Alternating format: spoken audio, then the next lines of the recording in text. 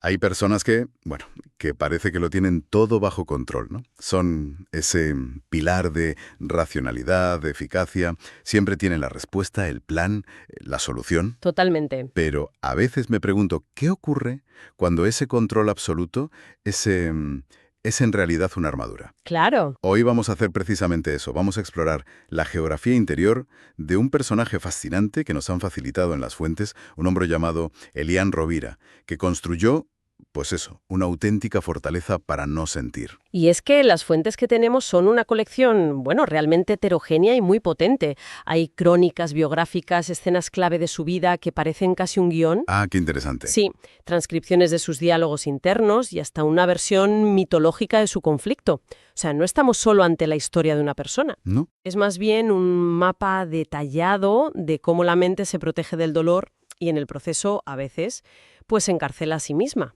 Un mapa. Exacto, me gusta esa idea. Nuestra misión en este análisis, entonces, es usar ese mapa para entender la arquitectura de esa fortaleza interna, porque se construyó, ¿Qué materiales usó? eso, que la agrietó y, sobre todo, qué se necesitó para que su habitante, por primera vez, se atreviera a abrir las puertas. Pues sí. Para entender la fortaleza, supongo que lo primero es verla desde fuera, ¿no? Como lo describen las fuentes en su día a día, antes de que aparecieran las grietas. Pues mira, desde fuera, Elian Rovira es el epítome del éxito. A sus 39 años es un brillante arquitecto de sistemas, organizado, metódico, impecable, El hombre perfecto, vamos. prácticamente. Y las fuentes lo describen con una frase que es casi un diagnóstico. Dicen que podía sostener el mundo entero sobre sus hombros, Vale. siempre y cuando ese mundo no le exigiera sentir demasiado. Era una máquina de eficiencia. Podía optimizar cualquier sistema externo, pero el suyo, el interno, estaba completamente desconectado. Funcional, pero hueco. Justo eso. Era funcional, sí, pero hueco. Y para entender el origen de esa desconexión, de esa armadura, las fuentes nos llevan a un momento muy concreto de su infancia, a un evento que uno de los textos titula, de forma muy reveladora, el día del examen. Sí, es un momento que parece pequeño, pero con unas consecuencias enormes. Elian tiene 10 años, está en un examen de matemáticas, es un niño brillante, pero ese día saca un 8, no un 10, Un 8. un 8. Y la reacción del entorno es lo que lo cambia todo. La maestra lo amonesta delante de todos por no ser perfecto, por, bueno, no haberlo dado todo. Y lo peor, sus compañeros murmuran. Uf, Cosas como, uy, el genio se distrajo. Una humillación pública a pequeña escala. me parece increíble que algo tan común como un 8 en un examen pueda ser el origen de todo. ¿Las fuentes sugieren que fue solo ese evento o fue más bien la gota que colmó el vaso? Esa es la clave. Lo presentan como un evento fundacional. Quizás ya había una presión ahí, latente, pero ese día es cuando el niño Elian saca una conclusión y la graba en piedra. Se formula a sí mismo una regla para sobrevivir. ¿Y cuál es esa regla? Equivocarse no solo es malo, es peligroso. Si fallo, pierdo amor, respeto, pertenencia. Entonces la solución es sencilla. No voy a fallar. Nunca más. Y ahí nace el arquitecto de la fortaleza. Exactamente. Ahí nace la figura interna que una de las fuentes, de forma muy acertada, llama el controlador. Es una parte de su psique cuyo único trabajo, su única misión, es evitar a toda costa que vuelva a sentir esa humillación. Nace como un guardaespaldas, por así decirlo. Nace para proteger, sí, un guardaespaldas. El problema es que con el tiempo ese guardaespaldas se convierte en un dictador interno que, bueno, que silencia todas las demás voces. Convierte la vida en un sistema operativo que no puede tener fallos. Ni bugs, ni actualizaciones inesperadas. Claro. Exacto. Una fortaleza que parecía, pues eso, inexpugnable. Pero toda fortaleza tiene sus puntos débiles. Y en el caso de Elian, las grietas empiezan a aparecer a través de dos personas que, sin saberlo, empiezan a golpear los muros. La primera, según los textos, es Alaya. Sí, y la descripción de su relación es brutal. Uno de los textos dice que ella no fue la mujer de su vida, sino la prueba más dura de ella. Váyatela. La razón era simple. Alaya tenía una mirada que parecía atravesarlo. No se quedaba en la superficie del hombre impecable, veía lo que había detrás. Como dice la fuente, veía al niño acorralado detrás de un adulto perfecto. Y eso, para el controlador de Elian, era una amenaza directa, claro. Directísima. Entonces, el conflicto venía de que ella veía a través de la armadura. Entiendo. Y el momento culminante llega en una conversación después de su ruptura. Él, como siempre, intenta racionalizarlo todo, convertir el dolor en un proyecto de mejora, En una lista de errores a corregir. Eso es. Pero ella lo desarma con un diagnóstico que ninguna terapia le había dado. Le dice: no fallaste como crees en la logística del amor.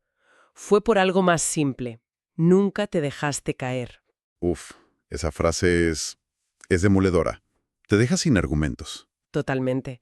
Y remata con la frase que lo dinamita todo por dentro. Yo no quería un héroe, quería un humano. Qué fuerte. Es una revelación terrible para él. Claro, descubre que su mayor fortaleza, su control, fue precisamente la causa de su mayor fracaso emocional. La muralla que lo protegía también lo aislaba por completo. Qué paradoja. Y mientras está, intentando procesar esto, imagino que a su manera, con hojas de cálculo Y análisis de datos, sí. Justo. Aparece la segunda figura que golpea la muralla, Lyra. Sí. Y Lyra es el polo opuesto a Alaya. Si Alaya representaba la lucidez que veía a través de la armadura, Lyra representa la vitalidad que la ignora por completo. O sea, una cosa totalmente distinta. Totalmente. La describen como libre, sensual, una energía que encarna la vida que no se piensa, sino que se toca. No intenta analizarlo, intenta hacerlo sentir. Y esto para el controlador debe de ser el pánico absoluto. ¿Hay alguna escena clave que ilustre este choque? Hay una muy clara, en un bar. Él está en su cabeza analizándolo todo, como siempre, y ella lo observa y lo desarma con una simple frase. Le dice que su constante pensamiento, esa rueda de hámster mental, no es un signo de inteligencia, sino, y cito textualmente, un escudo para no sentir demasiado. Vaya, le devuelve un reflejo no de lo que él hace, sino del por qué. Exacto. Entonces, si lo entiendo bien, Alaya le da un diagnóstico intelectual, un golpe a la cabeza, y Lyra le presenta un desafío sensorial, un golpe al cuerpo. Precisamente, hacían falta las dos. Por eso ambas son tan importantes. Alaya le muestra las grietas en su lógica y Lyra le hace sentir el deseo de vivir fuera de los muros. Y este doble impacto genera un conflicto interno tremendo, me imagino. Tremendo. Por un lado, un deseo que lo excita y lo asusta a partes iguales. Por otro, una culpa que lo atormenta por sentir ese deseo. Como resumen las fuentes a la perfección. El conflicto real no era sobre Lyra o Alaya. No. Sino sobre su propia vitalidad, luchando contra su miedo a perturbar la armadura. Y ante ese caos, ante el duelo no procesado por una y el deseo incontrolable por la otra, ¿cuál es la reacción de Elian? Me imagino que el controlador pisa el acelerador a fondo. A fondo es poco. Recurre a lo que mejor sabe hacer, la hiperfuncionalidad. Intenta controlar el caos interno aplicando más control externo. A ver, ¿y cómo lo hace? Pues la lista de estrategias que usan las fuentes es el catálogo perfecto del gurú de la autoayuda de hoy en día. Hablan de biohacking emocional. ¿Biohacking emocional? Sí. Productividad suicida, suplementos para la concentración, adaptógenos para el estrés. Básicamente intenta ponerle un algoritmo a la tristeza y al deseo. Convierte la gestión emocional en otro proyecto de optimización. Exacto. Pero es una batalla perdida. Intenta aplicar una solución lógica a un problema que es puramente emocional. Y eso solo, aumenta la presión interna. Aquí es donde una de las fuentes se vuelve especialmente creativa y nos da una versión mitológica de todo este conflicto. Háblame de la ciudadela del hierro y el niño del pozo. Me parece una imagen potentísima. Es una metáfora brillante, la verdad. En este mito, Elian es el guardián de una ciudadela hecha de hierro que representa, claro, su armadura de control. Murallas impenetrables. Exacto. Un día llega una viajera, Alaya, que porta un espejo para que el guardián pueda verse a sí mismo sin la armadura. Pero él, aterrorizado, la expulsa. Tiempo después llega otra viajera, Lyra, con una antorcha, un fuego que podría ablandar el hierro, hacerlo maleable, y por el mismo miedo también le niega la entrada. O sea que rechaza tanto la verdad como la vitalidad. Exacto. Pero lo más importante del mito, el verdadero corazón de la historia, está debajo de la ciudadela. En un pozo profundo y oscuro vive un niño que llora constantemente y al que nadie escucha. El niño de 10 años del examen. Ese mismo. Es su vulnerabilidad, sus emociones enterradas. El guardián cree que su trabajo es proteger la ciudadela de amenazas exteriores, pero en realidad su principal ocupación se ha convertido en mantener a ese niño prisionero en el pozo para que nadie oiga su llanto. Es una imagen desoladora. Y lo increíble es que otra de las fuentes muestra esta misma guerra interna de una forma mucho más literal, a través de un diálogo entre las distintas partes de su yo. Sí, es una escena nocturna, él no puede dormir, y dentro de su cabeza se desata una reunión de emergencia. Y ahí conocemos a los personajes de este drama interno. A ver, Está el controlador, que insiste en que hay que dormir porque mañana hay junta. Está el niño, que susurra apenas audible «tengo miedo». Está el deseante, que reclama espacio y vitalidad. Y finalmente está el observador, que es como una conciencia silenciosa, que los ve a todos. es como tener un comité de dirección en plena guerra civil dentro de tu cabeza. Es un retrato clínico perfecto de un sistema interno a punto de quebrarse. Y hay una frase del controlador que revela el pánico que hay debajo. Les dice a los otros, si los dejo hablar a ustedes tres, esto se deshace. ¡Qué bestia! Lo fascinante aquí, y las fuentes lo subrayan, es que ninguna de las partes es mala en sí misma. El controlador nació para proteger, el deseante busca la alegría, el niño solo quiere consuelo. El problema no son las partes, es la dictadura de una sobre las otras. Entonces llegamos a un punto de tensión máxima. La fortaleza está asediada desde fuera y minada desde dentro. Tiene que haber un punto de quiebre. ¿Cómo empieza a derrumbarse la muralla? El punto de inflexión, el momento en que todo cambia, llega a través de un sueño. Un recurso clásico, pero muy potente en este caso. Elián sueña que camina por una ciudad en ruinas cubierta de cenizas y a lo lejos oye el llanto de un niño. Y sabe que es él, claro. Sabe instintivamente que ese niño es el mismo el del pozo del mito. Intenta acercarse, pero cada vez que da un paso hacia el llanto, se levanta un muro frente a él. ¿Un muro? ¿De qué? Y eso es lo terrible. El muro no es de ladrillos. Está hecho de planes de negocio, gráficos de productividad, listas de tareas, metas de rendimiento. No me digas. Es su propia mente, su propio controlador, construyendo una barrera con sus herramientas habituales para impedirle tocar su propio dolor. Qué ironía más cruel. Su mayor habilidad es su mayor cárcel. ¿Y qué pasa cuando despierta? Ahí ocurre el verdadero milagro. Por primera vez en su vida adulta, al despertar, no hace nada. Nada. Nada. No enciende el ordenador, no revisa la agenda, no se toma los suplementos, simplemente se sienta al borde de la cama y permite que la tristeza, la que lleva años reprimiendo, aparezca. Y no la analiza, no la convierte en un proyecto, solo la siente. ¿Y sobrevive? Y sobrevive. Las fuentes lo describen como el inicio de un tipo distinto de fortaleza, la de quien reconoce que sentir no lo va a destruir. Aquí hay un primer gran aprendizaje que extraigo de las fuentes. La verdadera fortaleza no es el control, sino la capacidad de rendirse a lo que uno siente. Es exactamente eso. Es un acto de rendición, no de fracaso. Y ese pequeño gesto, ese simple acto de sentarse con su tristeza, desencadena lo que uno de los textos llama el primer acuerdo de paz en su diálogo interno. El comité llega a un acuerdo. Algo así. El observador, esa conciencia, finalmente interviene.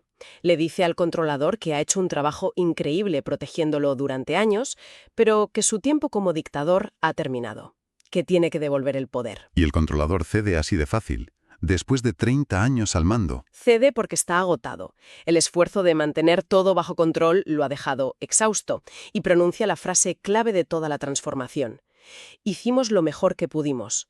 Ya no puedo más solo. Muf. Es el reconocimiento de que necesita a las otras partes. Es el fin de la guerra civil. Es el inicio de la integración. Es el momento en que por fin le da permiso al niño para sentir dolor y al deseante para existir sin ser juzgado. ¿Y en el mito? ¿Qué pasa? En el mito se refleja de una forma preciosa. El guardián finalmente suelta la espada, baja las escaleras del pozo, se sienta junto al niño y por primera vez lloran juntos. Como resultado, las murallas de hierro no se derrumban, pero se llenan de grietas por las que por fin entran el sol y el aire. La ciudadela deja de ser una fortaleza impenetrable para volverse un lugar habitable. Justo. Entonces, ¿qué significa todo esto al final? ¿En qué se convierte Elian? Porque claro, la conclusión no puede ser simplemente que abandone la lógica y se vuelva una persona puramente emocional. Eso sería cambiar una armadura por otra. No, en absoluto. Y las fuentes son muy claras en este punto. La conclusión es, la lógica nunca dejó de ser parte de su identidad. Simplemente dejó de ser su armadura. Entiendo. No pierde su capacidad de análisis y organización. De hecho, se vuelve más eficaz, porque ya no gasta una cantidad ingente de energía en reprimir su mundo interior. Se convierte en un hombre completo, no dividido. Pasa de ser un dictador de sí mismo a ser, no sé, el líder de un equipo interno. Exacto. El verdadero cambio es que aprende a escuchar su mundo interior en lugar de silenciarlo. El epílogo de una de las crónicas lo resume en una frase maravillosa. La sombra no desaparece cuando se evita, la sombra se vuelve camino cuando se escucha. Es un cambio de perspectiva total. Pasa de ser el arquitecto de su propio orden a ser un habitante curioso de su propio caos, y descubre que ese caos no era tan aterrador como el controlador le había hecho creer. Me llama la atención que una de las fuentes termina casi como una guía de uso, proponiendo ejercicios prácticos basados en la historia de Elian para que quien lo lea pueda aplicarlo. Sí, es una forma de hacer que la historia trascienda al personaje. Sugiere, por ejemplo, una práctica de autoobservación muy simple. Preguntarse varias veces al día. ¿Quién está hablando ahora mismo dentro de mí? A ver, ¿Es el controlador, con sus exigencias y miedos? ¿Es el niño, con su tristeza o su necesidad? ¿O es el deseante, con sus anhelos de vida? Solo identificar la voz ya le quita poder a la dictadura interna. es una herramienta muy potente. Y nos deja con una reflexión final que va más allá de Elian.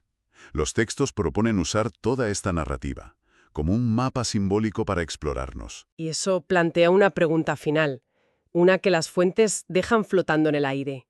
Si tuviéramos que dibujar nuestra propia ciudadela interior, con sus murallas, sus guardianes, ¿qué encontraríamos en el fondo del pozo? Uf. Y sobre todo, ¿qué necesitaría escuchar ese niño que quizás llevamos años sin visitar, para que nuestro guardián, por fin, se atreviera a soltar la espada?